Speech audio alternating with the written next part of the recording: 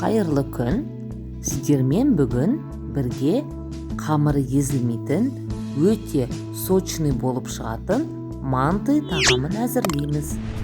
Менің каналыма жазылуды, колокольчикті басуды, осы видеоны соңына дейін көруді ұмытпаңыздар. Міне осындай өте дәмді манты шығады.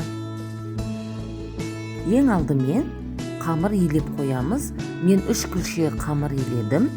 Видеода осы 3 күлшенің ингредиенттері көрсетілген, ал видеомның описаниясына 1 күлшенің ингредиенттерін салып қоямын. Жылы суға, қатты жылы болмау керек, бөлме температурасындағы суға тұзды жұмыртқаны қосып араластырып аламыз. Содан кейін керегінше ұн қосып, кішкене қаттырақ болып шығатын қамыр елейміз. Егер қамыр елеудің әдісін жеке тағы көргілеріңіз келсе, менің YouTube каналымда манты немесе бешбармақ қамыры деген видеом бар, соны көріп шықсаңыздар болады. Міне қамыр жұмсақ болған жоқ, арасында ешқандай ұн тұрып қалмаған, жақсы иленген. Ал енді қамырды қайтарып 10-15 минутқа июін қандырып қойып қоямыз. Қамыр тыныққанша біз фаршты әзірлейміз.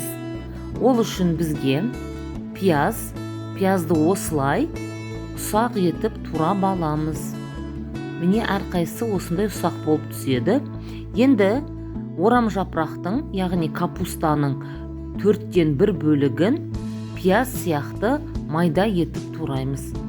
Орам жапырақ мантыға өте бір әдемі дәм береді, сонымен қатар сочный болуына көмектеседі. Енді орам жапырақ пен пиязға тұз, қарабұрыш, өздеріңіздің қалауларыңызға қарай әртүрлі дәмдеуіштер қоссаңыздар болады.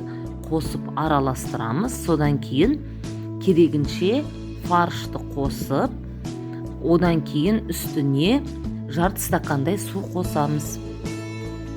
Фаршты әбден араластырамыз. Ол дайын. Енді қамырды осылай бөліктерге бөліп, домалақ форма беретіндей осылай бөліп аламыз.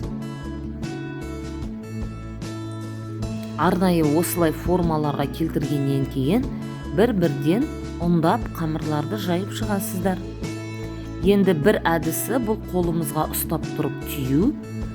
Қажетінше фаршты салып, осылай қолымызға ұстап тұрған қалпы кезекпен қамырдың 2 бетін бір-біріне қосып қысып шығамыз.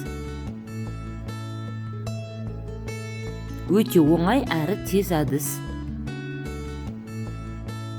Мантының формасы өте әдемі түседі, езілмейді, және де қонақтарға көбіне осылай ұсынсаңыздар болады.